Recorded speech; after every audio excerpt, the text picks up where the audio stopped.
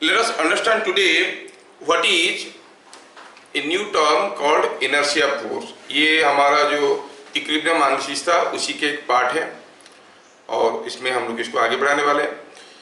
पहले हम समझ लेते हैं कि what is inertia. Inertia refers to mass of a body. कोई बॉडी का जितना ज्यादा मास होगा उसका उतना ज्यादा इनर्शिया होगा। आप न्यूटन्स फर्स्ट लॉ में थोड़ा बहुत सुने होंगे, inertia of rest, inertia of motion, हम भी आएंगे उसमें, लेकिन उससे पहले हम इक्विलिब्रियम एनालिसिस के साथ साथ कुछ चीजें नई करना चाहते हैं। क्या नया करना चाहते हैं? इक्विलिब्रियम में जब कोई बॉडी इक्विलिब्रियम में था, इक्विलिब्रियम एनालिसिस चैप्टर में इक्विलिब्रियम में था मतलब उसका एक्सीलरेशन नहीं था, तो उसके ऊपर कितने ठो फोर्स आ रहे हैं, कहां पर आ रहे हैं, किस किस डायरेक्शन में आ रहे हैं, हर एक फोर्स का मैग्नीट्यूड क्या है, ये निकालना हमें बखूबी आता है। लेकिन अगर कोई बॉडी एक्सीलरेटेड मोशन में है और ऑलरेडी एक्सीलरेट कर रहा है तो इक्विलिब्रियम की इक्वेशंस नहीं लगा सकते, लेमिस थ्योरम नहीं लगा सकते, sigma f zero, sigma f zero नहीं लगा सकते। In that case how to know the forces, तो एक बड़ा इंटरेस्टिंग आर्टिकल है, ठीक है। तो चलो समझते हैं। तो कुछ चीजें लिखेंगे, लिखते लिखते समझाते जाएंगे, so we can save our time. Topic दे दो आप डायनामिक इक्विलिब्रियम, और कंफ्यूजिंग लगता है तो इनर्शिया फोर्स ही दे दो, कोई तकलीफ नहीं। इनर्शिया फोर्स और शूडो फोर्स, इसके बारे में हम लोग बात करने वाले हैं। पहला चीज ये है inertia of a body directly refers to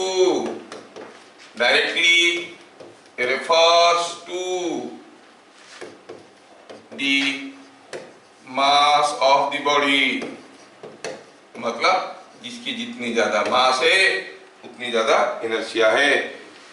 कोई मासिव बॉडी का इनर्शिया ज्यादा है और कोई बॉडी रेस्ट में है तो उसका इनर्शिया, कोई बॉडी अगर मास लेस है तो उसका इनर्शिया कम है ना।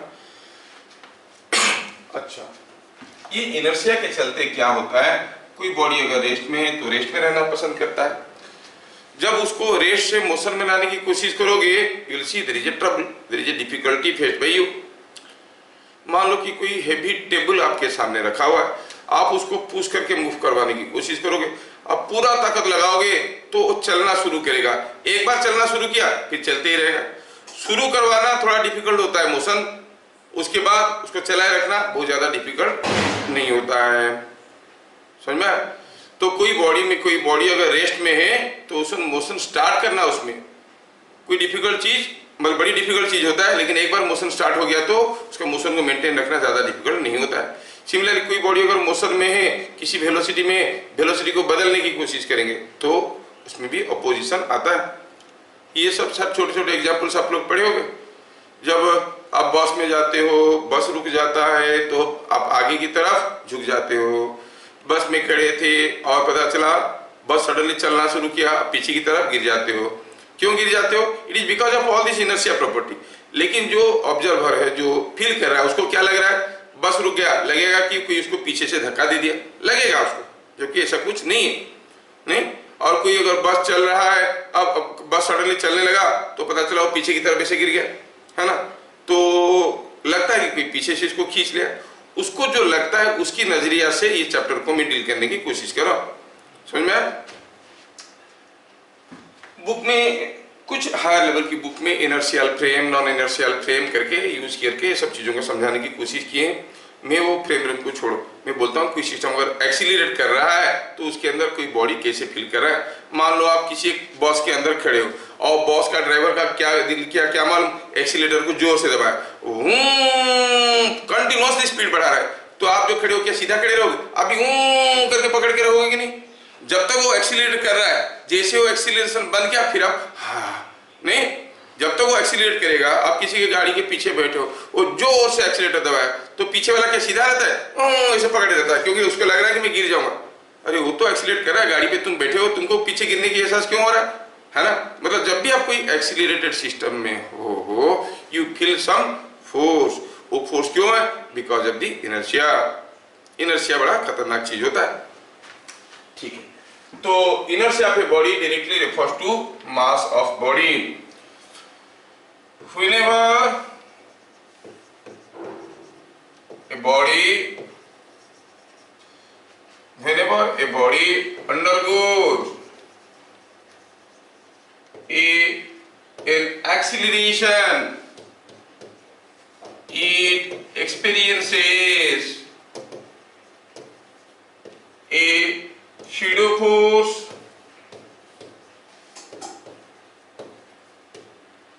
or inertia force।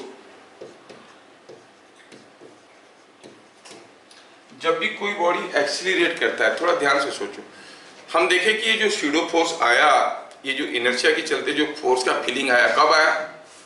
जब बस के अंदर आप खड़े थे, आप भी रेस्ट में थे, गाड़ी भी रेस्ट में था, चलना शुरू किया तो पीछे की तरफ गए, तभी फोर्स फील किए। गाड़ी चल रहा था और मान लो किसी एक टर्निंग पे साए करके टर्न ले लिया, अभी गिर जाते हो नहीं? अभी अपनी सीट पे बैठे हुए गिर जाते हो, क्योंकि वो टर्निंग ले रहा है, because it is trying to change the velocity. So when you change the velocity, तब भी आपके ऊपर एक फोर्स आ रहा है। जब आप रेस्ट से मोशन में आए, तब भी आपके ऊपर एक फोर्स आ रहा है। न्यूटन की नजर में वो दो केस बनाए, inertia of rest, inertia of motion बना के, मैं दोनों को जोड़ के एक चीज में बनाता हूँ। कैसे? रेस्ट से मोशन आया तो पक्का एक्सीलरेट क्या होगा, है कि नहीं? एक वेलोसिटी से दूसरा वेलोसिटी गया, तब भी एक्सीलरेट क्या होगा? मतलब in general whenever a body accelerates, तो दोनों कवर हो गए कि नहीं इसके अंदर? रेस्ट से मोशन में आए या फिर मोशन से रेस्ट में आए या फिर मोशन बदल रहा है, हर एक केस में there is some acceleration. So I generalize the statement, whenever a body undergoes an acceleration, it experiences a pseudo force। Why we call it a pseudo force? क्योंकि सचमुच में कोई फोर्स होता नहीं है, उसको लगता है कि एक फोर्स आ रहा है ना? और वो pseudo force को दूसरा नाम है inertia force। ठीक है, अगर उसको लगता है तो उसको ये भी लगता होगा कि वो फोर्स का मैग्नीट्यूड क्या है, डायरेक्शन क्या है, पॉइंट ऑफ एप्लीकेशन क्या है ना? बट इतना तो आपको मालूम है कि उसको जो फोर्स का फीलिंग आ रहा है वो सचमुच में एक एक्चुअल एक्सटर्नल फोर्स नहीं है ना? ठीक है, ठीक है। अभी जो स्यूडो फोर्स है, इनर्शिया फोर्स है, उसका मैग्नीट्यूड क्या है और डायरेक्शन क्या है और पॉइंट ऑफ एप्लीकेशन क्या है। ठीक है,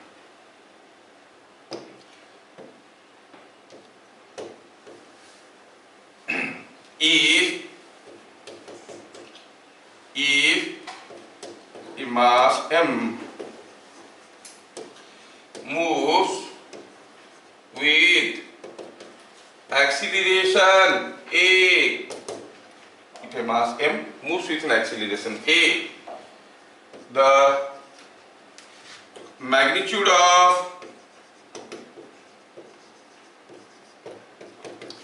inertia force is ma। कोई मास m अगर a एक्सेलेरेशन में जाएगा तो कितना इनर्शिया फोर्स फील करेगा? ma। अच्छा, क्या कोई थोड़ा सा गेस करके अभी बता सकता है कि what will the direction of the inertia force? सोचो, मैं खड़ा था बस में, बस सडनली एक्सीलरेट करने लगा, मैं जो फोर्स फीलिंग किया वो किधर को हुआ? In the direction of acceleration और opposite direction of acceleration? Opposite. हाँ, तो आपको समझ में आ रहा है? Inertia force is ma directed opposite to acceleration। ठीक है, पॉइंट नंबर 4, the inertia force acts at center of mass of moving body। ये बहुत इंपॉर्टेंट है कि जब भी हम कोई फोर्स को अकाउंट में लेंगे, उनके बारे में कम से कम 3 चीज जानने की जरूरत है। आप कहते हो फोर्स बेटर है, मैग्नीट्यूड डायरेक्शन जान लो काफी है, नहीं, फोर्स है भाई, उसका इफेक्ट जानने के लिए you need to know the point of application of force, ये बहुत जरूरी है। कोई आपको पूछेगा क्या मैं आपको कोई 1 न्यूटन फोर्स में पुश करूं तो चलेगा? आप बोलोगे हाँ चलेगा। 1 न्यूटन कितना होता है? 1 kg मास का वेट होता है 10 न्यूटन। 1 न्यूटन कितना होता है? 100 ग्राम। 100 ग्राम का जो वेट होता है वो 1 न्यूटन है। नहीं, हाँ 1 न्यूटन में पुश करो, मेरे को क्या होगा, लेकिन वो नहीं बताया था किस पॉइंट में। वो आंख में पुश कर दिया तो फर्क पड़ेगा नहीं पड़ेगा? पॉइंट ऑफ एप्लीकेशन मैटर्स, कहाँ पर वो पुश कर रहा है, नहीं सर मैं 1 न्यूटन बोला था, मैं वो हाँ बोल दिया, वो मेरे आंख में मार दिया उंगली, है कि नहीं? ऐसा नहीं होता।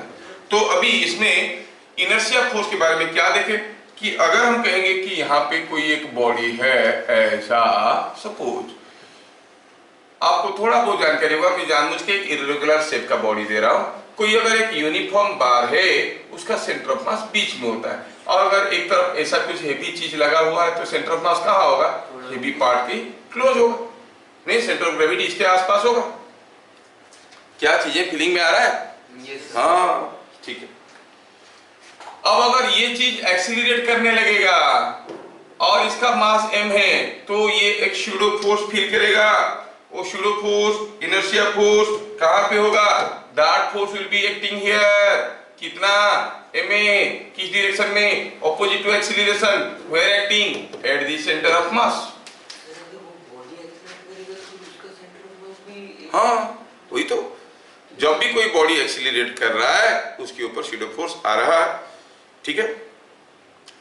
कोई पेंडुलम को इसे झुला दिया, उसको एक्सीलरेट करवाएंगे तो क्या होगा? वो तो पीछे की तरफ टेढ़ा हो जाएगा because of the inertia force, है कि नहीं? अच्छा, अभी ये जो इनर्शिया फोर्स के बारे में हम लोग पढ़ रहे हैं, तो इसको पढ़ के फायदा क्या? हम लोग हरदम फायदे में रहते नहीं, फायदा क्या है? मेरा ऑब्जेक्टिव क्या था? पहले कोई बॉडी इक्विलिब्रियम में है, एक्सीलरेशन नहीं है, तो उसके ऊपर क्या क्या फोर्स आ रहा है उसके बारे में सब कुछ जानना हमें आता है। कोई बॉडी एक्सीलरेटेड मोशन में है तो कैसे पता करेंगे कि उसके ऊपर क्या क्या फोर्स आ रहा है, कितने, हर एक फोर्स का magnitude, direction, point of application पता करना है, नहीं? तो इसी इनर्शिया फोर्स के सहारे हम मूव कर सकते हैं। कैसे? मैं आपको एक छोटा सा एग्जांपल देता हूं, थोड़ा ध्यान से देखना, थोड़ा ध्यान से देखना, आपको समझ में आ जाएगा। सपोजिंग हम कहेंगे यहाँ पर एक छोटा सा बॉल है। कैसा है बॉल? बॉल कैसे रखा हुआ है? किसी एक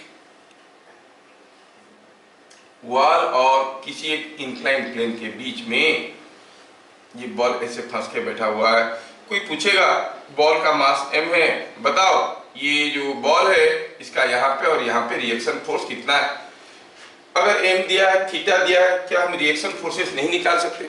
और ये भी बता सकते हैं कि हाउ मेनी फोर्सेस, एक वेट है, एक यहाँ का फोर्स है, यहाँ का फोर्स है, 3 फोर्स है।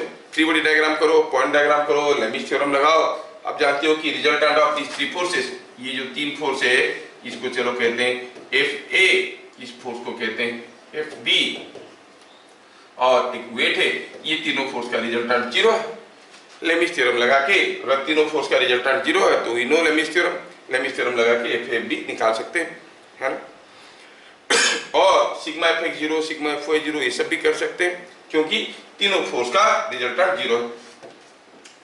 अब मैं केस बदल देता हूं, ध्यान से देखो। मैं क्या कहता हूं कि ये जो अरेंजमेंट आप देख रहे हो ये खुले में नहीं है, किसी एक ट्रक के अंदर रखा है। अब ये ट्रक ऐसा है, ठीक? Now these are the wheels of the truck. अब ट्रक भाग रहा है, यहाँ पर ड्राइवर बैठा हुआ है और भगा के ले रहा है, ठीक है?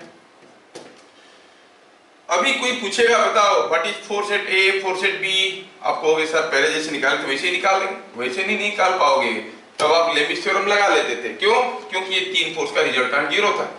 क्या अभी ये 3 फोर्स का रिजल्टेंट 0 है? हाँ सर अभी तो रेस्ट में। रेस्ट में कहाँ है? ये ट्रक के साथ मिलके आगे जा रहा है। अगर ट्रक एक्सीलरेट कर रहा है तो ये भी तो एक्सीलरेट कर रहा है कि नहीं? ये बड़ा इंटरेस्टिंग चीज हुआ कि ड्राइवर को दिख रहा होगा कि ये रेस्ट में है, लेकिन सचमुच में रेस्ट में नहीं है ना? ये एक्सीलरेट कर रहा है। और अगर पहले आप ऐसे जब ये बॉल रखा हुआ था, ये बॉल और वॉल के बीच में हाथ रखोगे, पहले कुछ फोर्स आता था, कुछ पेन होता था, लेकिन जैसे ये एक्सीलरेट करने लगेगा जोर से, आपके हाथ में पेन बढ़ेगा कि घटेगा? घटेगा, बढ़ेगा, क्योंकि बॉल पीछे की तरफ भागेगा और भी पुश करेगा, एक्सीलरेशन होगा। तो फोर्स मतलब फोर्स में अंतर है। पहले जो फोर्स आ रहा था अभी वो फोर्स नहीं है। पता करना है क्या है वो फोर्स, कैसे पता करें? लेकिन लेमिस थ्योरम नहीं लगा सकते। क्यों? लेमिस थ्योरम लगाने का तरीका था कि resultant of all this forces is 0 और सिग्मा FX 0, सिग्मा FY 0 सब लगा सकते। चलिए अब थोड़ा सोचते हैं, यहाँ पे लिखेंगे, थोड़ा सा फिर समझने की कोशिश करें। यहाँ पे देखो FA जो है और FB जो है और वेट, ये जो 3 वेक्टर है, क्या ये 3 वेक्टर का रिजल्टेंट 0 है? नहीं, मूव कर रहा है ना, एक्सीलरेट कर रहा है। जीरो होता तो एक्सीलरेशन जीरो होता, when net force is zero acceleration will be zero. ये तीन वेक्टर का रिजल्टेंट जीरो नहीं तो कितना है सर, ये कितना मालूम नहीं, ये कितना मालूम नहीं, तीनों का सम कैसे बताएंगे? बता सकते हो? थोड़ा सा सोचो। सपोज यहाँ पे कोई एक बॉडी है, इसके ऊपर ढेर सारे फोर्सेस आ रहे हैं, F1 कितना है मालूम नहीं, F2 मालूम नहीं, F3 मालूम नहीं, और पता चला कि m मास है और a एक्सीलरेशन में जा रहा है। What is the net force? तीनों फोर्स मिलके m मास को a एक्सीलरेशन में ले रहे हैं, तो नेट फोर्स इसके ऊपर कितना है? ma, क्योंकि acceleration is net force by मास। तो नेट फोर्स कितना है? F1 मालूम नहीं, F2 मालूम नहीं, F3 मालूम नहीं है, लेकिन अगर m मास a एक्सीलरेशन में जा रहा है तो नेट फोर्स है ma, ये मालूम है, और किधर को है? इधर को है, जिधर को एक्सीलरेट कर रहा है। इसका मतलब इस बॉडी के ऊपर नेट फोर्स है ma इन दिस डायरेक्शन। ओहो ठीक है, अगर ये बात है तो आप कहोगे ये जो बॉल है यहाँ पे ये अभी रेस्ट में नहीं है, क्योंकि ड्रॉप के साथ एक्सीलरेट कर रहा है, नेट फोर्स जीरो नहीं है, तो इसका नेट फोर्स कितना है भाई? What is the net force on the ball? m into a, किधर को? इधर को एक्सक्यूज मी, इधर को, है कि नहीं? तो हम कह सकते हैं ये पूरा चीज हो गया ma, net force is equal to ma। हर चीज लिखने की जबरदस्त कोशिश मत करो, समझने की कोशिश करो, कोई आपको नहीं पूछेगा क्या था। तो ये नेट फोर्स हो गया ma। अच्छा, मैं अगर ये तीनों फोर्स के साथ साथ ma को मैं इधर ले आता हूं, suppose I bring ma this side, तो ये बन जाएगा minus ma is equal to zero. नहीं, माइनस ma मतलब ma कैसे था? ये फोर्स कैसे था? इधर को था कि नहीं? ma क्या था? फोर्स इधर को था, और माइनस ma मतलब force in this direction. What you call that? Pseudo force. समझने की कोशिश करना, तीनों फोर्स का रिजल्टेंट जीरो नहीं था, तीनों फोर्स का रिजल्टेंट जीरो नहीं था, तीनों का फोर्स मिलके हो रहा था ma इधर को। अगर मैं इसके ऊपर फ्री बॉडी डायग्राम में स्यूडो फोर्स को भी दिखा देता हूं, ma इधर को, स्यूडो फोर्स किधर को होता है? Opposite to acceleration. कितना होता है? m into a। कहां पे होता है? सेंटर ऑफ मास में। अब ये तीन फोर्स तो थे, मैं अपनी मन से ये झुटमुट वाला फोर्स को दिखा दिया। अब ये चारों फोर्स का रिजल्टेंट बता सकते हो क्या क्या होगा? Fa, W, Fd, ये तीनों मिलके है ma इधर को, और ये अकेला ma इधर को, दोनों मिलके कितना होंगे? जीरो, है कि नहीं? हम कहेंगे resultant of Fa, Mg, Fb and the pseudo force is zero. तो फिर हम कंडीशंस ऑफ इक्विलिब्रियम लगा सकते हैं। सर ये तो हम लोग एक्सीलरेटेड फ्रेम ऑफ रेफरेंस में किए, अगर नॉन एक्सीलरेटेड, अगर हम लोग अपना फ्रेम ऑफ रेफरेंस बाहर ट्रक के बाहर ला देते और वो ma के साथ इक्वेट करते, वैसा चलता। तरीका हुई। तो बात ये है कि अभी हम देख रहे हैं कि ये जो फोर्सेस इसके ऊपर आ रहे हैं, सारा फोर्सेस, वो जो फोर्सेस है Fa, Fb और W, ये तीन फोर्स का रिजल्टेंट क्या था? ma इधर को, और आपने एक स्यूडो फोर्स लगा दिया ma इधर को, चारों मिलके हो गए zero. When the sum of four forces is zero, मतलब when sum of all forces is zero, हम sigma f zero, sigma f zero वगैरह सब कुछ लगा सकते हैं, है कि नहीं? तो हम कहेंगे जो समझ में आया उसको हम थोड़ा सा लिखेंगे। क्या लिखेंगे यहाँ पे? कहेंगे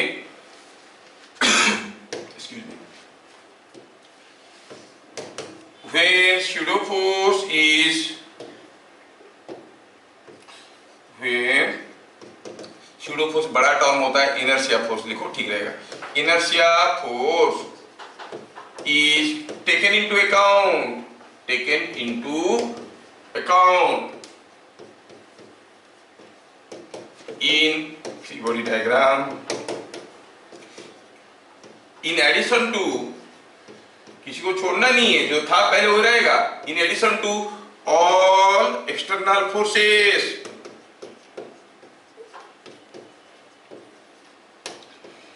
we can apply all conditions of equilibrium, all conditions of equilibrium, conditions of equilibrium को हम अप्लाई कर सकते हैं।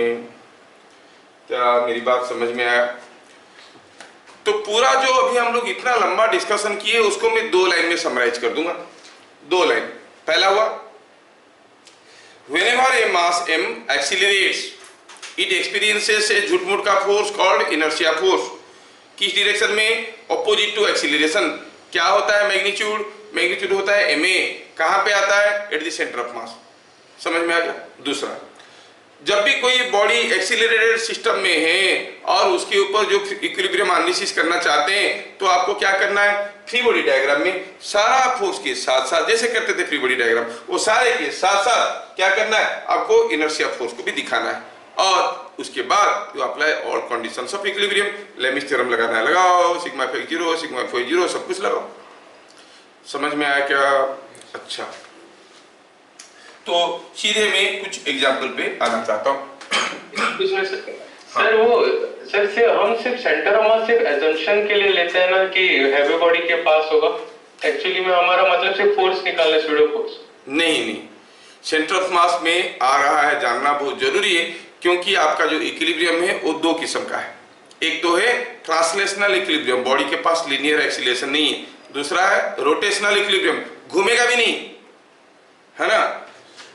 मान लो कि यहाँ पे कोई एक डंडा है, ये डंडे के ऊपर अगर यहाँ पर फोर्स आए, अगर फोर्स यहाँ पे आएगा तो ये डंडा इधर तो आएगा और घूमेगा भी, लेकिन अगर ये फोर्स यहाँ पे आ गया तो सिर्फ आएगा, नहीं घूमेगा।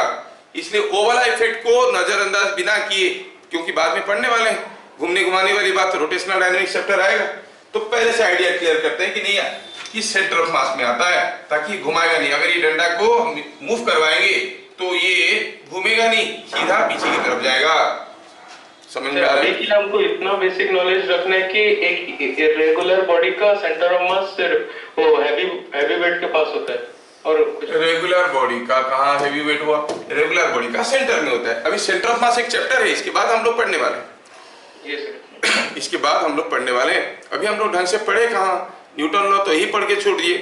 कोई बॉडी रेस्ट में चलने लगेगा तो आगे की तरफ झुक जाएगा, नहीं पीछे की तरफ झुक जाएगा, चल रहा था रुक गया तो आगे की तरफ झुक जाएगा। ये क्या है? Newton fast law. चलो पढ़ते सेकंड लॉ। ऐसा नहीं है, हम फास्ट लॉ स्टार्ट करेंगे तो पता चलेगा। अगर इतना आसान चीज को बता कि न्यूटन महान बन गए, ये चीज रखा है जब तक धक्का नहीं देंगे नहीं चलेगा। कौन बोले थे? न्यूटन। अरे क्या बात है भाई, ये किसको नहीं मालूम है बताओ? जो स्कूल नहीं गया सबको मालूम है। हम बोलते ये न्यूटन बोले थे, हमसे बड़ा बेवकूफ कोई है? ऐसा ही कुछ स्टेटमेंट है, लेकिन मीनिंग ये नहीं है जो समझ बैठे हैं हम लोग। आएंगे न्यूटन लॉ तो पढ़ेंगे, है ना?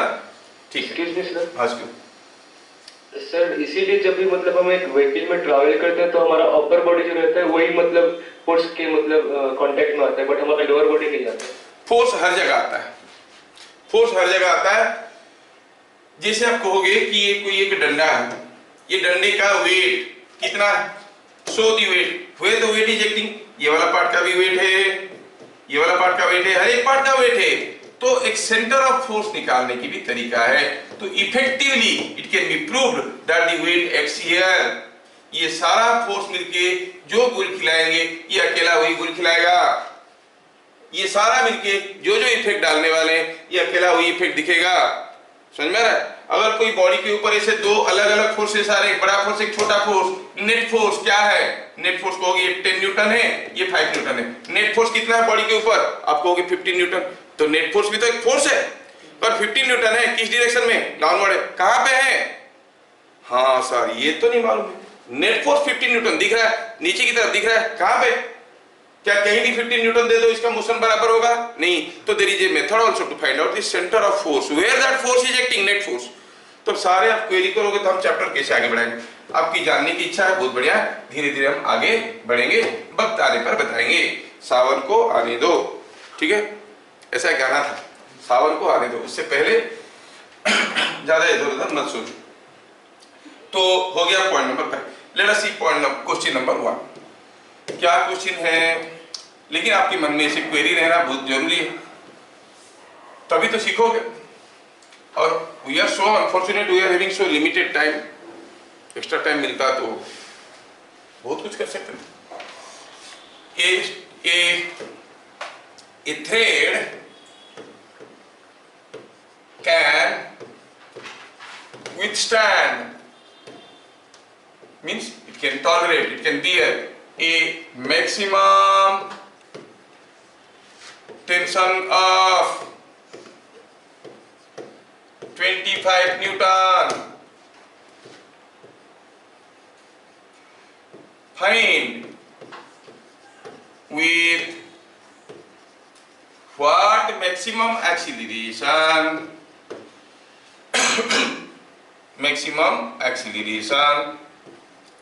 a block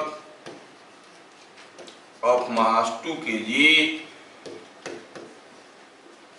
can be lifted vertically up by this thread.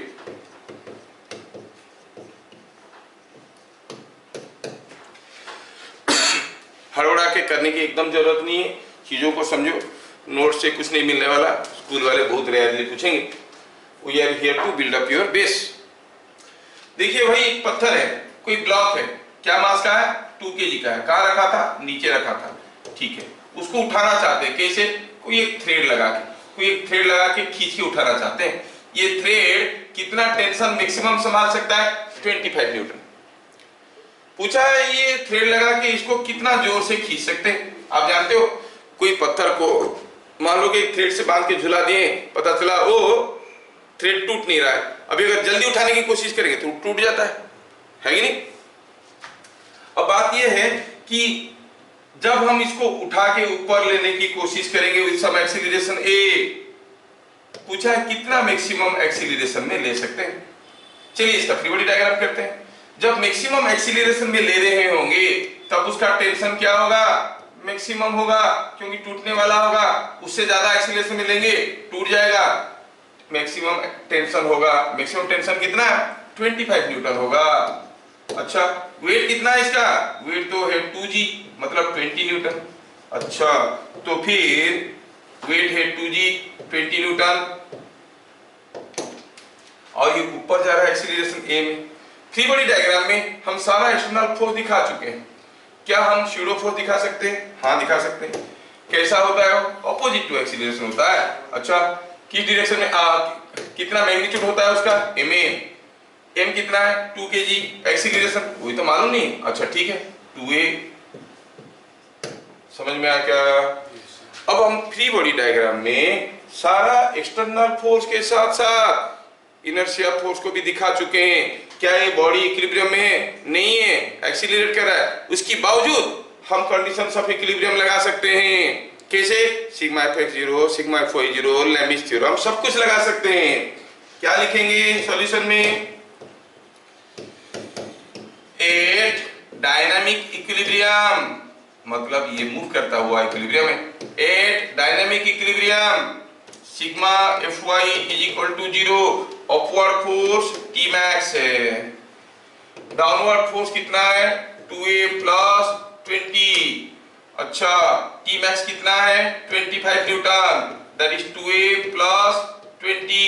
इसका मतलब क्या हो गया, a कितना है, a is 2.5 metre per second square. इससे ज्यादा एक्सीलरेशन में उठाने की कोशिश करेंगे, टेंशन इससे ज्यादा हो जाएगा और ये टूट जाएगा। मतलब धीरे धीरे उठा रहे हो तो उठ रहा है, जल्दी उठाने की कोशिश करो तो टूट रहा है। तोड़ने वाली चीज कौन है, weight, no no no, the pseudo force.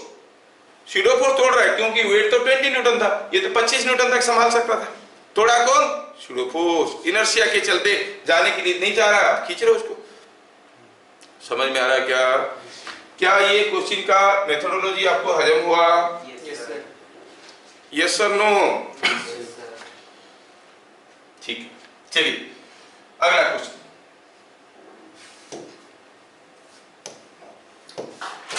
A man of mass 40 kg is standing on a weighing machine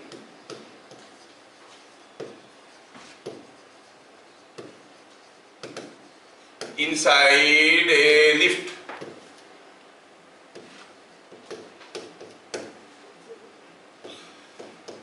The lift is coming down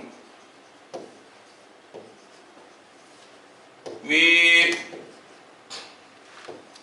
acceleration coming down with acceleration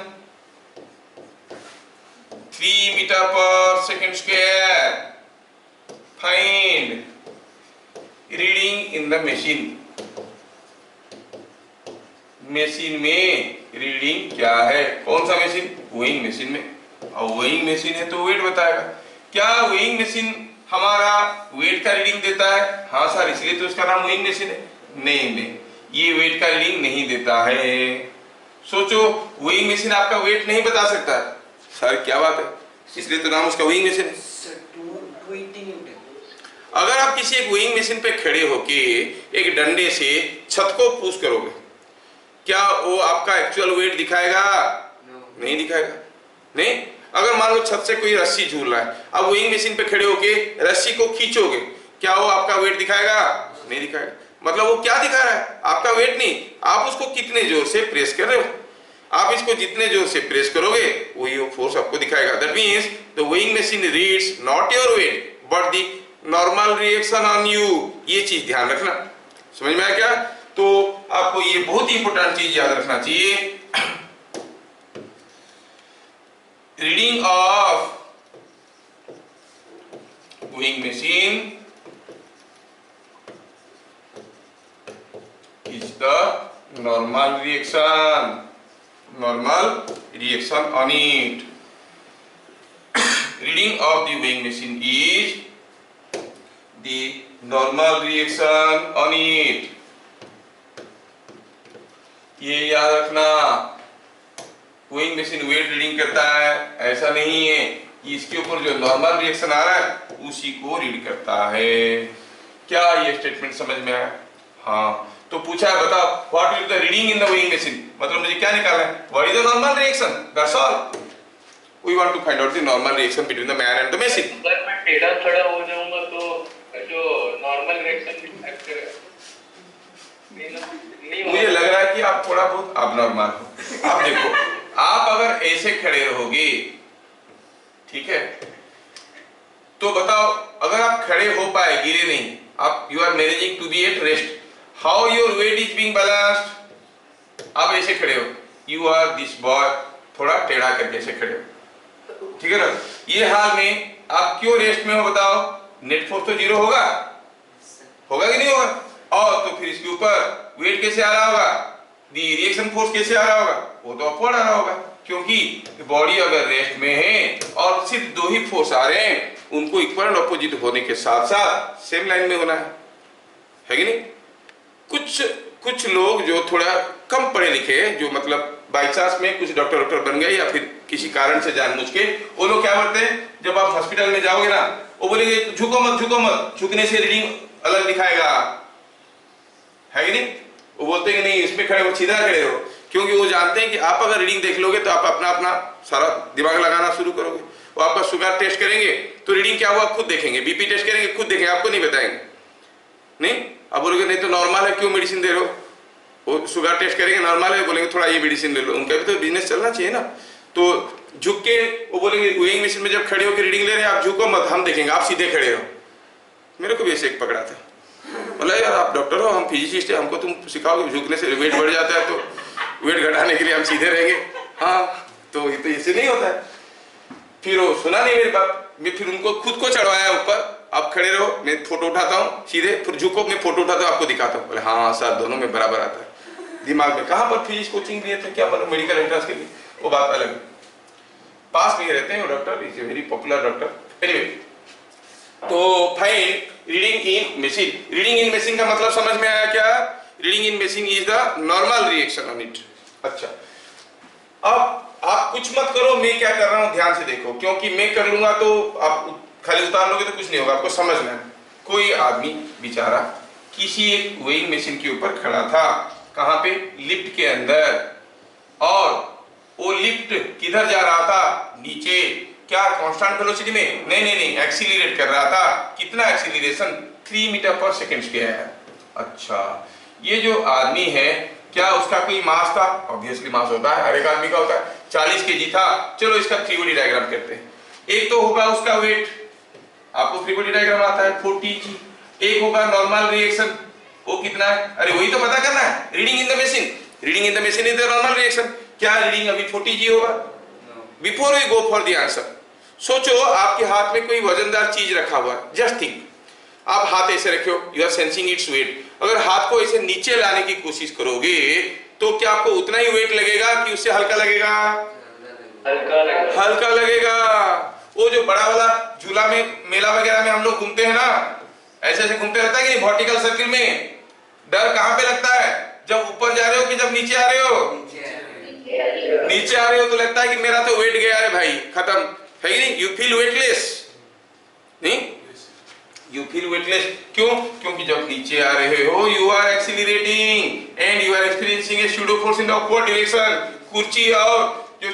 कुर्सी और आपके बीच में जो फोर्स था वो घटने लगा है। जैसे ये पेन देखो मेरे हाथ पे रखा है, मैं अगर हाथ को धीरे से नीचे लिया वो मेरे साथ जा रहा है, ठीक है। अगर जल्दी से ले लिया तो ये पेन मेरे हाथ को छोड़ देता है, नहीं छोड़ देता? इसको अगर वो जोर से घुमा देगा, इधर का बैठा हुआ आदमी के नीचे से कुर्सी निकल जाएगा, बेचारा हवा में उड़ता हुआ गिरेगा, है कि नहीं? इसीलिए डर लगता है। क्यों होता है ये साहब? It is all because of this झुटमुट का फोर्स। और उसके लिए रिस्पॉन्सिबल कौन है? आप और आपकी मास, नहीं? हाँ।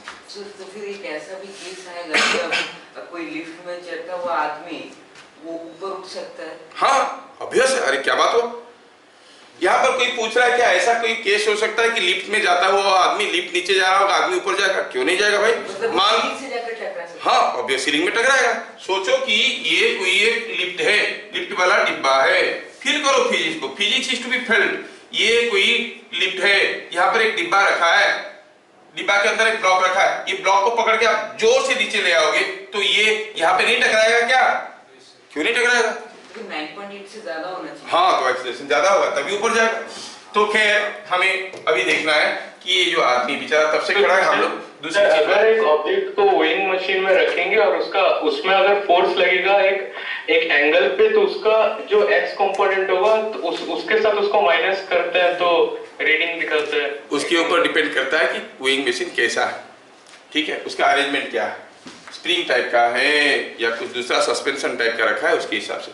और वेइंग मशीन पे ज्यादा रिसर्च नहीं करते। वापस आओ, आदमी तब से खड़ा है लिफ्ट के अंदर, तुम लोग अपनी क्वेश्चन पूछे जा रहे हो। ये आदमी खड़ा है वेइंग मशीन के ऊपर और लिफ्ट नीचे जा रहा है। पूछा गया है बताओ what is the reading? Reading के लिए हमें देखना पड़ेगा नॉर्मल रिएक्शन। लेकिन अभी हम क्या कह सकते हैं? R = 40G नहीं, क्योंकि अगर रेस्ट में होता तब ना ऐसे बोल देते। तो फिर आप कैसे बोलेंगे? ये तो एक्सीलरेटेड मोशन है। तो एक्सीलरेटेड मोशन में कोई फोर्स निकालने के लिए हम क्या करते हैं? फ्री बॉडी डायग्राम में सारा एक्सटर्नल फोर्स के साथ साथ इनर्शिया फोर्स को भी दिखाते हैं। क्या कोई बताएगा इस आदमी के ऊपर इनर्शिया फोर्स किधर को आएगा? टुवर्ड्स लेफ्ट और टुवर्ड्स राइट? अपवर्ड आएगा। It is opposite to acceleration. कितना आएगा? m कितना था? 40 kg। a कितना है? 3। चलो 40a लिख देते हैं। a का वैल्यू 3 है। यस, अब तो काम आसान हो गया। हमने फ्री बॉडी डायग्राम में सारा एक्सटर्नल फोर्स के साथ साथ इनर्शिया फोर्स को भी दिखा दिए। अब हम कंडीशंस ऑफ इक्विलिब्रियम लगा सकते हैं। At dynamic equilibrium sigma Fy = 0 क्या देगा? Upward force. अपवर्ड फोर्स कितना है भैया? R and 40A। 40A plus R that is equal to 40G। क्या हम R निकाल सकते हैं? हाँ, 400 माइनस A का वैल्यू 3 है ना, 120 हो गया 280 Newton. This is the reading. आदमी खुश हो जाएगा, मैं बिना डाइटिंग के अपना वेट लॉस कर लिया। नहीं, बाद में पता चला जैसे लिफ्ट रुक गया, अरे कहां से आ गया ये वेट, है कि नहीं? हाँ, सर वो रिएक्शन फोर्स के साथ ऐड क्यों नहीं किया? वो ऐड क्यों किया होता? ऐड करो ना, ऐड करो। तुमको लोग गधा बोलेंगे, मेरे को ही जा जाता है। तुम ऐड करो। R + 40A = 40G हुआ। R ऊपर की तरफ, 40A ऊपर की तरफ, 40G नीचे की तरफ। R + 40A = 40G हुआ और इसमें से R निकला 280। तुम बोलोगे हम इसको क्यों उसके साथ उल्टा ऐड नहीं किए? करो, लोग तुमको गधा बोलेंगे, मेरे को क्या है, बोल सकते। अगर सर हम ये R इसीलिए लिखे कि जो वेइंग मशीन होता है उसका नॉर्मल रिएक्शन ऑपोजिट होता है और जो जिसके वजह से वो एक्सेलरेशन हो रहा है उसके वजह से वो जो स्यूडो। चलो बड़ी देर में समझ में आया। अरे भाई मैं ये बना रहा हूँ यहाँ पर फ्री बॉडी डायग्राम, किसका बना रहा हूँ? वेइंग मशीन का कि आदमी का? आदमी का अगर मैं वेइंग मशीन का फ्री बॉडी डायग्राम बनाता तो नॉर्मल रिएक्शन ऐसे दिखाता है ना। ये जिसका हम फ्री बॉडी डायग्राम में क्या दिखाते हैं, all external forces acting on the body not by the body. ठीक है, अगला क्वेश्चन होपफुली आप लोग बता पाओगे। Please try. यहाँ पे कोई एक ब्लॉक रखा हुआ है, हियर इज ए ब्लॉक, और यहाँ पे कोई एक दूसरा वाला ब्लॉक रखा हुआ है, हियर इज अनदर ब्लॉक। और पता चला कि जो दूसरा वाला ब्लॉक है वो इसके साथ कांटेक्ट में है, और ऐसा है। और दोनों कहाँ रखे, दोनों रखे हैं जमीन के ऊपर, ऐसे किसी एक स्मूथ फ्लोर पे रखा हुआ है। और उनके मास वगैरह वो मालूम है, ये दिया है 3 kg और ये दिया है 5 kg, ऐसे करके 2 मास है। और हुआ क्या, सब कुछ ठीक ठाक था, कोई आया इसके ऊपर एक फोर्स लगाया। कैसा फोर्स लगाया, the force was 24 न्यूटन। ध्यान से देखना, तो ये दोनों सिस्टम चलने लगेंगे। तो ये जो 3 kg मास है वो 5 kg मास को पुश कर रहा होगा, कर रहा होगा कि नहीं कर रहा होगा। अच्छा, तो बताओ कि ये 3 kg 5 kg को कितना जोर से पुश कर रहा है। 15 newton. In figure shown, yes बेटा, in figure shown find reaction force between 3 kg and 5 kg। समझ में आया? 3 kg और 5 kg के बीच में रिएक्शन फोर्स बताओ। चलिए किसी एक का फ्री बॉडी डायग्राम कर लेंगे, चाहे 3 kg का करो या 5 kg का करो, आपकी मर्जी। तो हम देख रहे हैं क्या पर कि जो ये चीजें हैं ये रेस्ट में नहीं है। यहाँ पर ड्राइविंग फोर्स कितना है, सिस्टम को ड्राइव करने वाला फोर्स, ड्राइविंग फोर्स, हाँ ये तो दिख रहा है 24 न्यूटन के चलते चल रहे हैं। M driven mass, what is the mass driven by this force. और दोनों चलेंगे 3 kg 5 kg, 3 + 5 8 kg। अच्छा, 8 kg मास को 24 न्यूटन का फोर्स पुश कर रहा है, तो क्या ये चलेंगे? हाँ चलेंगे। क्या एक्सीलरेशन में, एक्सीलरेशन फोर्स और मास में क्या रिलेशन है? Acceleration is equal to force by mass. कितना है? 24/8, it is 3 metre per second square.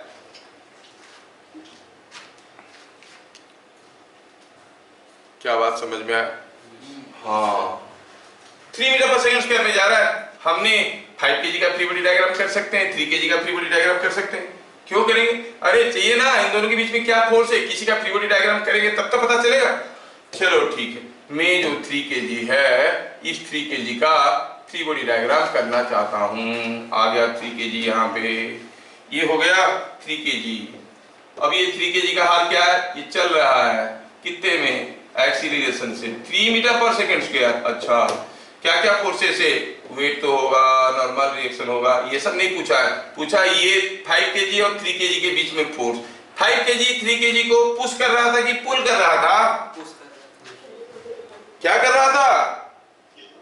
Push कर रहा था कि पुल कर रहा था? 5 kg वाज पुशिंग 3 kg और पुलिंग 3 kg, पुशिंग। हाँ, तो ये हो गया फोर्स जो हमें पता करना है। चलो हम ये फोर्स को पता करना चाहते हैं। ये नॉर्मल रिएक्शन है, ये वेट है, छोड़ो उसको नहीं चाहिए हमें। और क्या, और एक फोर्स था 24 न्यूटन का, ये फोर्स भी तो है। हम फ्री बॉडी डायग्राम कर रहे हैं किसका? 3 kg का। And we have to show all external forces acting on 3 kg। सारा का सारा एक्सटर्नल फोर्स हमें दिखाना पड़ेगा। क्या अभी हम सिग्मा Fx0 सिग्मा Fy0 कर सकते हैं? नहीं कर सकते हैं। क्यों? एक्सीलरेट कर रहा है। अच्छा, तो फिर क्या करने से कर सकते हैं? अगर हम इनर्शिया फोर्स को दिखा देंगे, इनर्शिया फोर्स किस डायरेक्शन में होता है? Opposite to acceleration. तो कैसे होगा? ऐसे होगा। कितना होगा? ma, m मतलब 3, a मतलब 3, सो इट इज 3 × 3। क्या मेरी बात समझ में आ रहा है? Instead of writing 3 I can write a, तो बाद में समझ में आ जाएगा।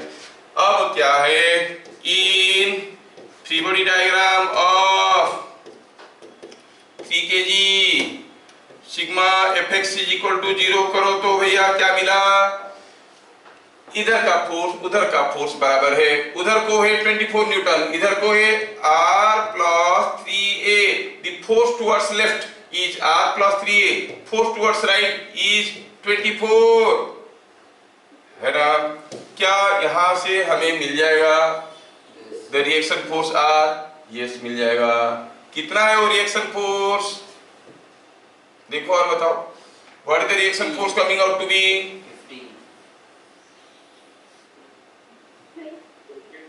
15 न्यूटन आया, 15 न्यूटन। बढ़िया है, देखो 15 न्यूटन समझ में आ गया, it is coming out to be 15 Newton.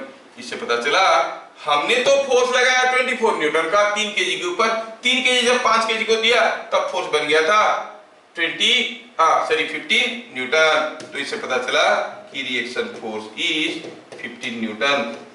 आप बोलोगे सर ये सब समझ में तो आ गया, लेकिन आपको पता कैसे चला कि 3 केजी का फ्री बॉडी डायग्राम लेना चाहिए, कुछ पता तो नहीं चलता, किसी का भी ले लो। आप 5 केजी का फ्री बॉडी डायग्राम लेके सोचो, रफ वर्क करके दिखाते हैं 5 केजी का फ्री बॉडी डायग्राम, 5 केजी का फ्री बॉडी डायग्राम को रफ वर्क करके दिखाते हैं। ये है आपकी 5 केजी, थोड़ा हटा के रखो, इसका फ्री बॉडी डायग्राम करने वाले हैं हम, दिखाने वाले हैं इसके ऊपर ये ब्लॉक क्या फोर्स दे रहा है, ये आर निकालना चाहते हैं, वेट वगैरह तो है ही, और ये मूव कर रहा है एक्सीलरेशन ए में, तो शैडो फोर्स कैसे होगा 5a sigma Fx is equal to 0 क्या दे रहा है, R is equal to 5a, a कितना था 3 बन गया 15, गुर्रा देखो दोनों केस में बराबर आंसर आया है कि नहीं, कितना आसानी से निकल गया, R इज इक्वल टू 15। तो you can go for the free body diagram of 3 kg as well as that of 5 kg, किसी का भी करके कर सकते हो। मैं जानबूझ के डिफिकल्ट वाला किया और दूसरे वाला था, ओरली भी कर सकते थे। ये सब चीज जो है आपको कहां पढ़ाएंगे मालूम है, they will teach you all these things in Newton second law, है ना। वो बोलेंगे हमारे पास न्यूटन फर्स्ट लॉ है, न्यूटन सेकंड लॉ है, हमारे पास न्यूटन थर्ड लॉ है, आपके पास क्या है, आप कहोगे हमारे पास क्या है मान, तो हम फटाफट सारा कुछ बनाएंगे, समझ में आ रहा ना।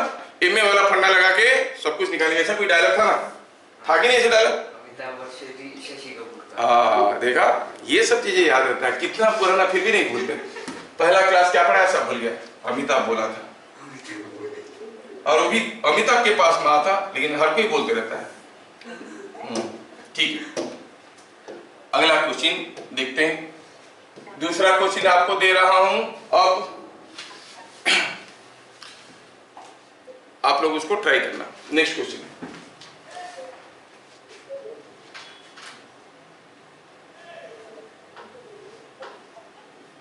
ओके, यहां पर मैं कुछ क्वेश्चन दे रहा हूं आपको।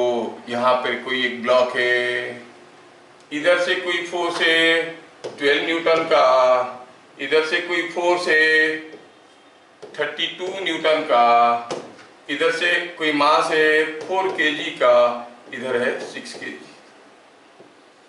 पूछा क्या है, find reaction force between the blocks. 8 Newton. हाँ, कितना सिंपल है, फिर भी गलत कर दिया।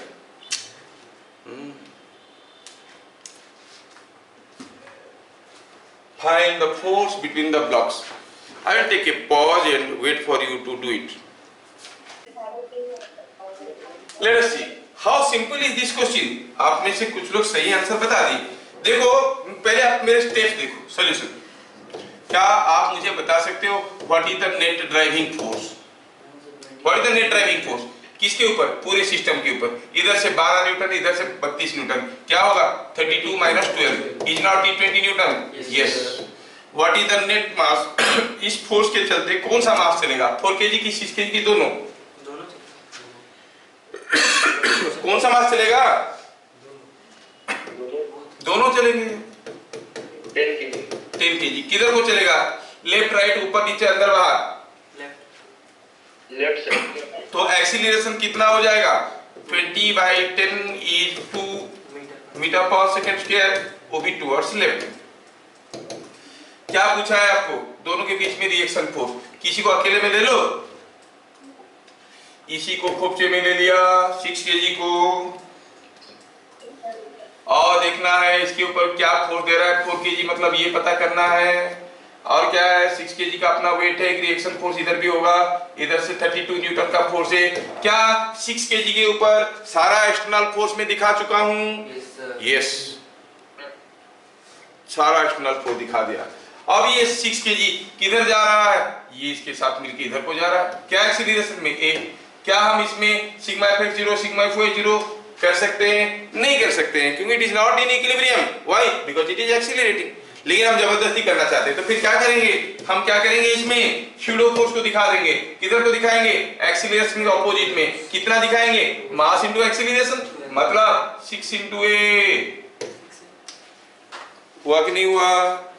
अब क्योंकि फ्री बॉडी डायग्राम में हम ये सारा दिखा चुके हैं, हम क्या कहेंगे, ये 6 kg है, क्योंकि हम फ्री बॉडी डायग्राम में 6 kg का सारा फोर्स दिखा चुके हैं, तो हम कह सकते हैं from free body diagram of 6 kg sigma F equal to 0 क्या दे रहा है, r इधर को है, 6a भी उधर को है, टुवर्ड्स राइट, टुवर्ड्स लेफ्ट क्या है 32, a कितना था, a तो था 2, सो r हो गया कितना, 12 आ गया, 32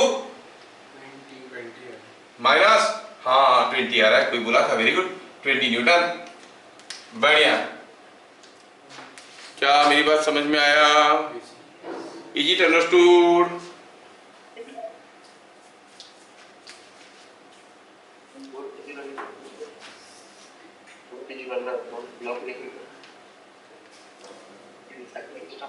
कुछ लोगों को मेरे पे भरोसा नहीं है, बोले क्या मालूम सार क्या क्या डबल देते, चेप देते। 4 kg का फ्री बॉडी डायग्राम करके देखो तो सही है कि गलत है? वही आ रहा है। 4 kg का लेने से वही आ रहा है कि दूसरा आ रहा है? बोला ट्राई करके देखो, क्या मालूम आजकल दुनिया में किसी के ऊपर भरोसा नहीं करना चाहिए, सार हुआ तो क्या हुआ, नहीं? हाँ चलो चलो चलो चलो जल्दी जल्दी 4 kg का फ्री बॉडी डायग्राम करके चेक कर लो।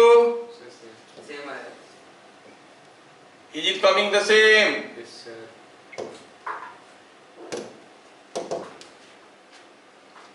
You should come the same. अगर बाई चांस सेम नहीं आया, ये मत बोलना कि कंसेप्ट गड़बड़ है, बोलना कैलकुलेशन गड़बड़ है, ट्राई अगेन, ठीक है? चलिए अगला क्वेश्चन। अगला क्वेश्चन बहुत खतरनाक है आपके लिए, अब ट्राई करो। कोई एक वेइंग मशीन पे कोई आदमी खड़ा है और ये आदमी अब मशीन पे बैठे हुए सीधे नीचे गिर रहा है, क्या एक्सीलरेशन में, जी में। A man standing on A weighing machine, on A weighing machine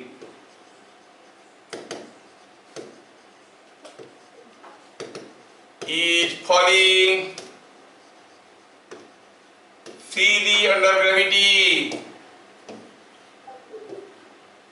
freely under gravity.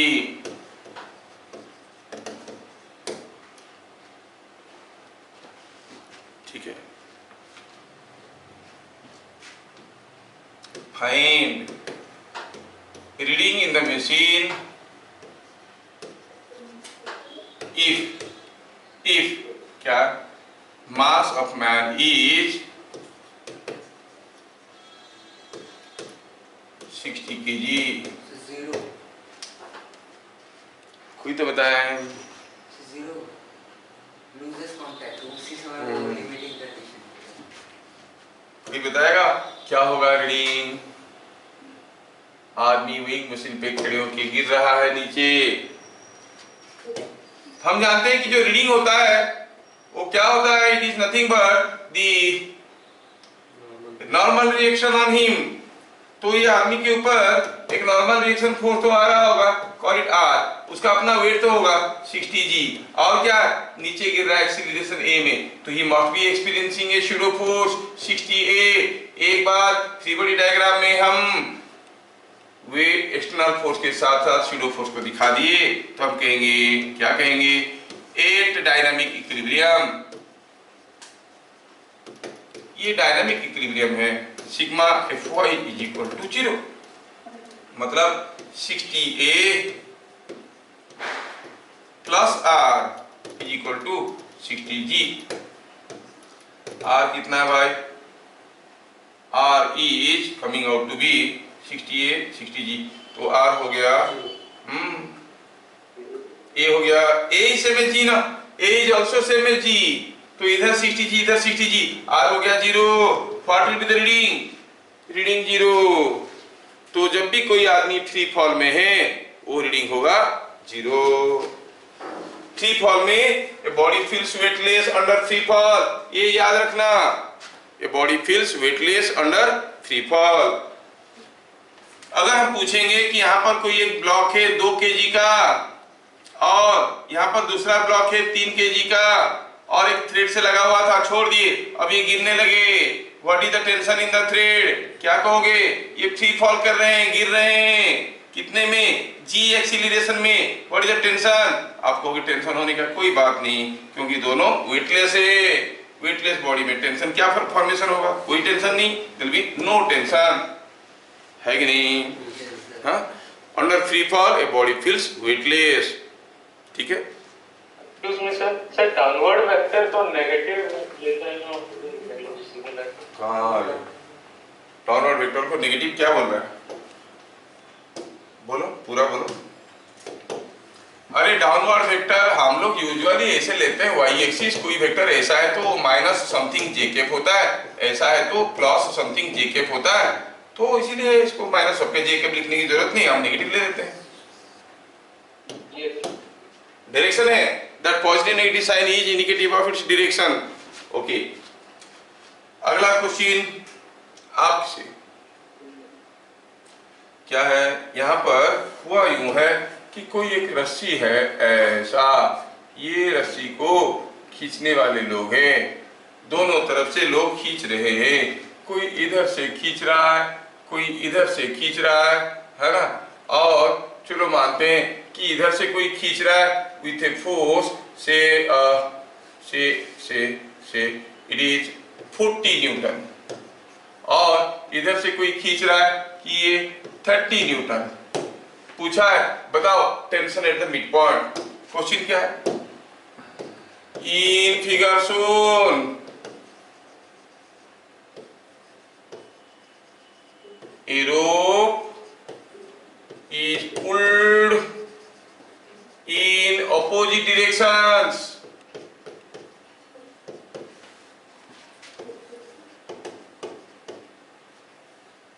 In opposite directions by 40 Newton and 30 Newton. Find tension at midpoint of rope. अब देखो ये रोप में बोल रहा हूं, when I say rope you must understand it is massive, नहीं? हाँ, अगर ये रोप नहीं कोई थ्रेड होता तो शायद हम इसको मासलेस मान लेते। रोप है मतलब इसका कुछ मास है, आप इसकी मास को इग्नोर नहीं कर सकते। पूछा इधर से कोई 40 न्यूटन खींचेगा, इधर से कोई 30 न्यूटन खींचेगा, तो क्या होगा टेंशन मिड पॉइंट में?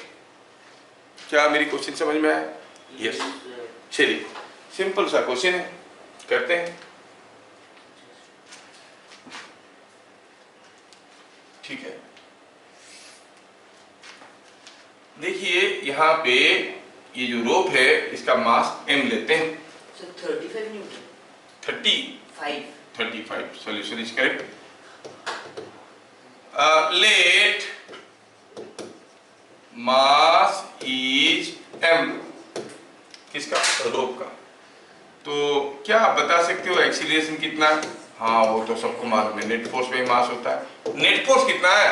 इधर को खींच रहा है 40, उधर को 30 by m, so it is coming out to be 10 by m metre per second square. अच्छा, मास नहीं दिया, एक्सीलरेशन कहाँ से पता चलेगा? फिर भी टेंशन पूछा है, टेंशन का क्या डेफिनेशन था?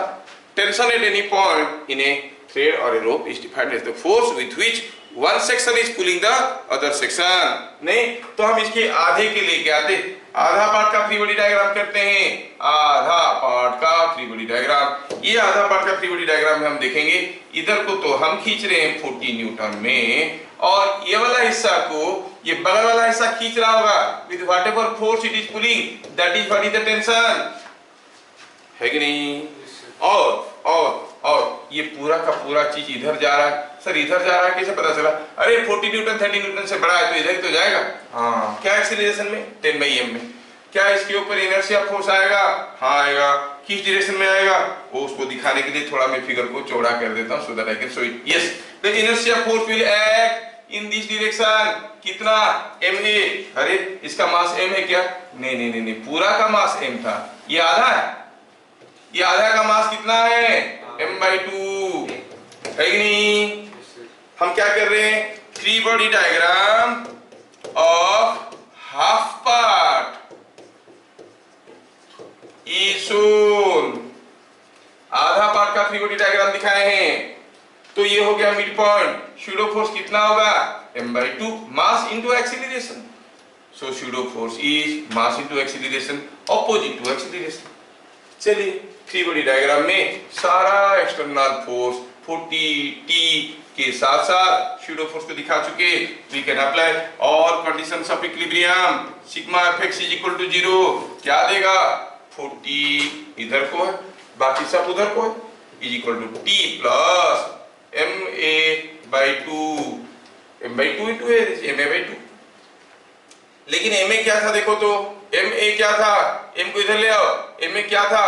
ma was 10 और a क्या था? 10/m। So that is equal to t plus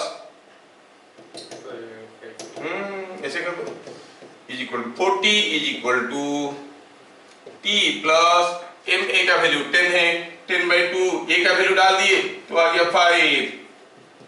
t कितना मिला? 35 न्यूटन।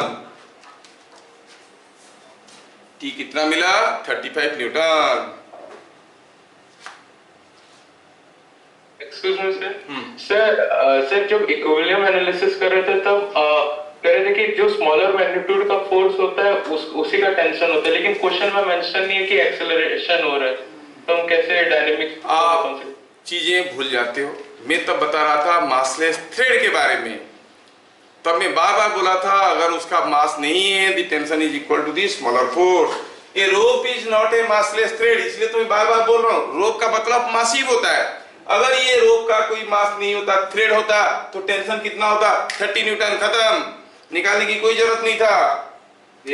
हाँ, दोबारा पूछोगे डबल चार्ज ले लेंगे, पढ़ के आया करो, ठीक है?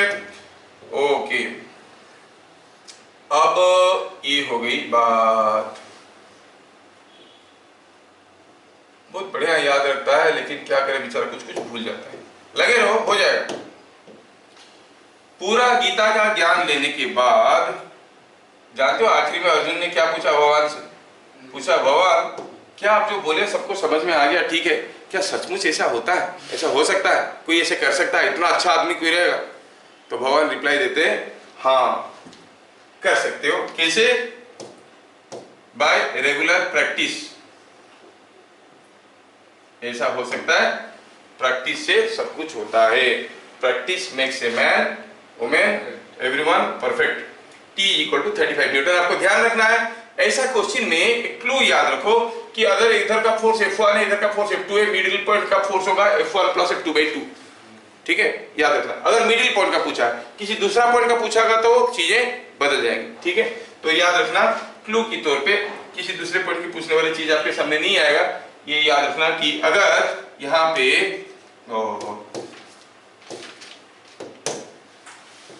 अभ्यासेनु तो कौन्तेय, अभ्यास करके सब कुछ हो सकता है। कौन्तेय करे रहो, लगे रहो। तो इधर को फोर्स अगर F1 है, इधर का फोर्स अगर F2 है, याद रखना कि जो मिड पॉइंट है यहाँ पे टेंशन होगा half of F1 plus F2। समझ में आया? ये आपको याद रखना है। नेक्स्ट क्वेश्चन में आपको दे रहा हूं। बोलिए। सर अगर मिड पॉइंट की जगह कोई और पॉइंट लेंगे तो फिर दूसरे तरीके से करेंगे। कोई पूछ रहा है कि मिड पॉइंट की जगह कोई और पॉइंट लेंगे, तो मान लो कि दिया है इसका लेंथ L है, पूछा यहाँ से L/3 डिस्टेंस में बताओ टेंशन क्या होगा, तो फिर आप यहाँ का टेंशन निकालना चाहोगे तो ये वाले छोटे वाले पार्ट का फ्री बॉडी डायग्राम करोगे।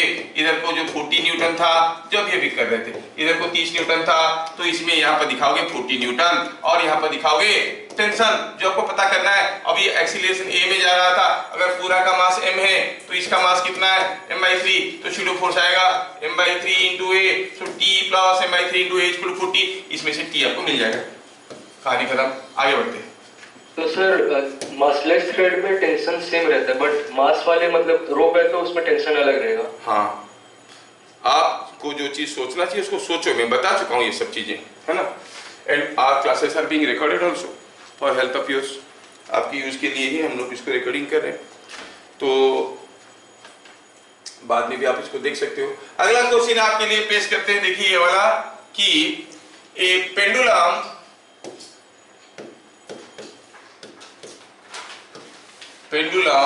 is suspended in a car if car accelerates at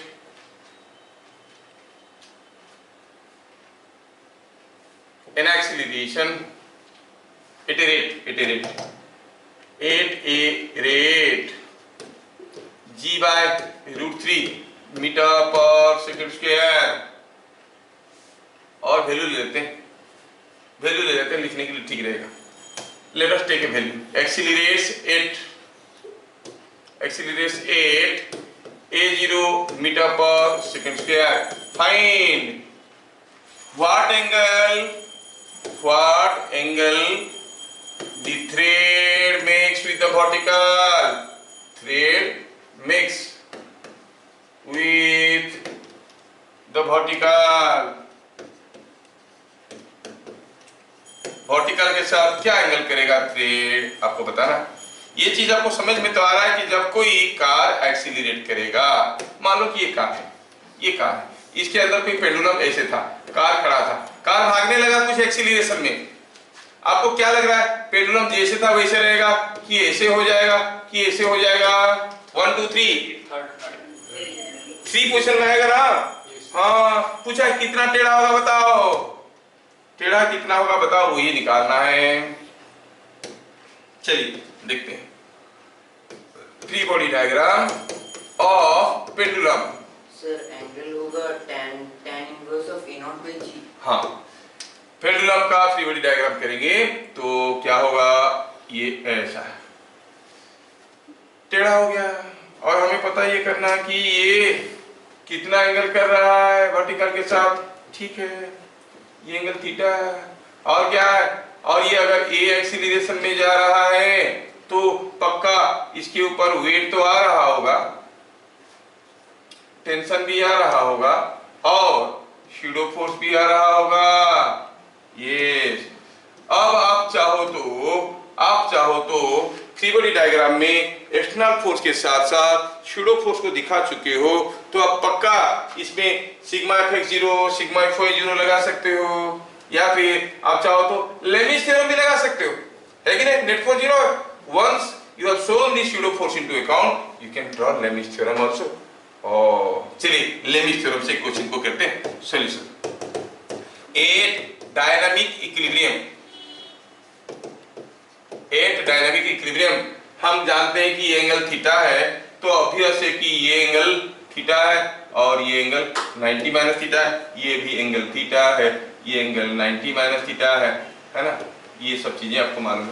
क्या लेमिस थ्योरम लगा के आप बता सकते हो क्या होगा equation by Lami's theorem? t by sin 90 is equal to, ये कौन है mg बाय साइन कितना, sine 90 plus theta is equal to ma0 by sine 90 minus theta plus 90, 180 minus theta.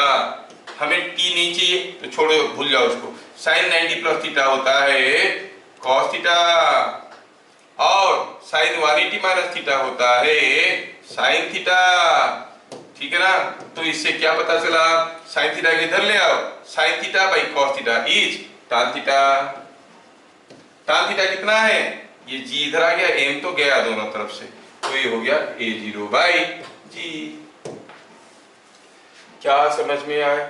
समझ में आया कि when this pendulum was being accelerated by the car at a rate a, it makes an angle theta to the vertical. That angle theta is related to a by the relation tan theta is equal to a by g, or theta is tan inverse of a0 by g। क्या मेरी बात समझ में आया? Is it understood? ये दो question का solution आपको YouTube चैनल में देना है। Here is a lift, here is a block kept inside the lift. Lift is coming down with an acceleration 13 meter per second square. पूछा है बताओ what is the distance moved by the block in 1 second। दूसरा, ये पानी भरा हुआ tube है, tube के अंदर एक बबल है, एयर बबल है, और मैं तो उल्टा कर दिया हूँ, नहीं, बबल के अंदर पानी रख दिया, ब्लू कर दिया। तो नहीं नहीं नहीं, ये ब्लू ब्लू दिख रहा है, वो एयर है, ये ब्लूइश एयर है। सर एयर तो दिखता नहीं, चलो ठीक है निकाल देते इसको। निकाल नहीं देंगे तो तुम लोग बोलोगे सर एयर का कलर ऐसे कैसे हो गया। चलो निकाल देते हैं, चल भाई तुम जाओ जाओ जाओ जाओ जाओ जाओ जाओ, खत्म, एयर उड़ गया। अब देखो ये एक ट्यूब है, पानी भरा हुआ, उसके अंदर एक बबल है। अगर ये ट्यूब को मूव करवाएंगे एक्सीलरेशन a में, बबल मिड पॉइंट में ही रहेगा कि आगे की तरफ जाएगा कि पीछे की तरफ जाएगा, किधर जाएगा आपको बताना है। ठीक है, ये दोनों का आंसर को YouTube चैनल में आप लिखो, देखते हैं किसका दिमाग तेज है। ठीक है, फिर मिलेंगे अगले क्लास, तब तक के लिए जय हिंद। जय हिंद।